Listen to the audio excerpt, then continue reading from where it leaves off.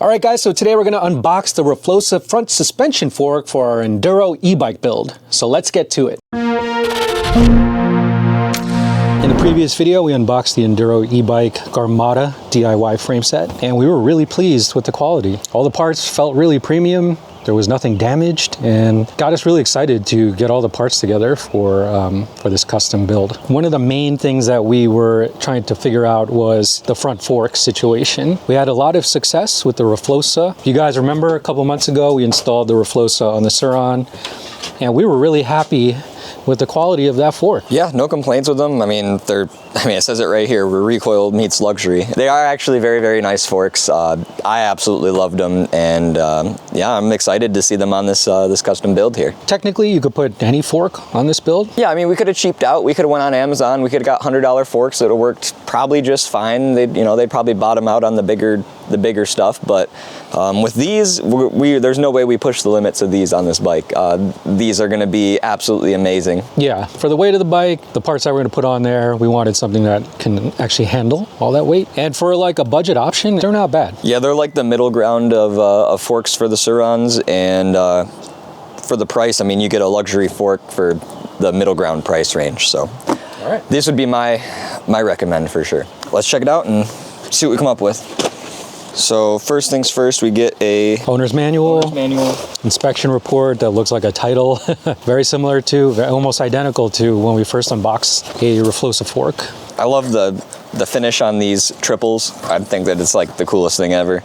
It just looks really good with the black. I think another reason why I want to go with the Sur-Ron fork is because you can install the direct stem mount. Other forks, we would have had to put the traditional mountain bike stem, mountain bike style stem on there. The direct mounts are a lot stronger, and yeah, it just makes for a more rigid bike. And then over here we have their little signature axle, only screws in on one side, super easy to put in. Yeah, we've done that a couple of times since we actually installed the fork, and yeah, piece of cake, so easy. And then here we are getting on to the main event here. Super nice purple and red dials on the top for the adjusters, nice guards. Bolts over here, so it makes it really easy to access. The stock Sur-Ron fork, the bolts are like on the bottom, and sometimes you don't know if they've fallen off. This is the type of quality we expect from RFLOXA, and which is why we wanted to go with their fork for this build. Yeah, now let's see if they fit. Yes. One debt to society later. All right, sorry guys, we had to redo this part. We actually made a mistake. What we forgot to say was that the Enduro e-bike's frame set comes with hardware for the headset, so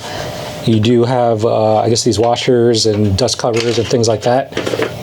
And you also have the star nut as well.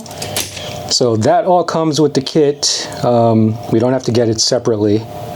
And basically, it should fit with the RFLOXA fork. So I think it'll be something like this guy on the bottom here. Skinny bearing is on the top.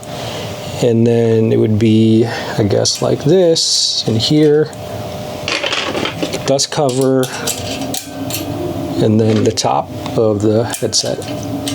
And then that should fit right into the RFLOXA fork. So no additional hardware required, which is a good thing. It'll kind of look something like that. Obviously, we didn't put it all the way down yet, but yeah, it should fit nicely.